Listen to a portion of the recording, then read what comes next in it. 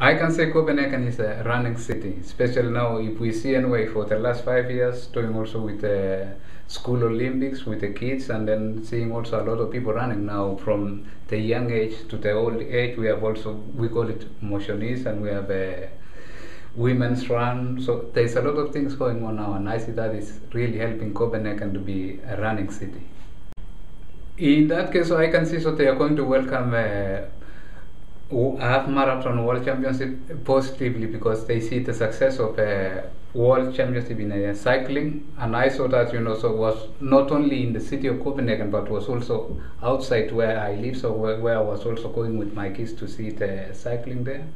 So in that case, I think so we are going to receive it more positively, and that's with more energetic way of knowing that the sport something is happening in Copenhagen, and all community now is behind us. So I think so that is going to be a really good thing.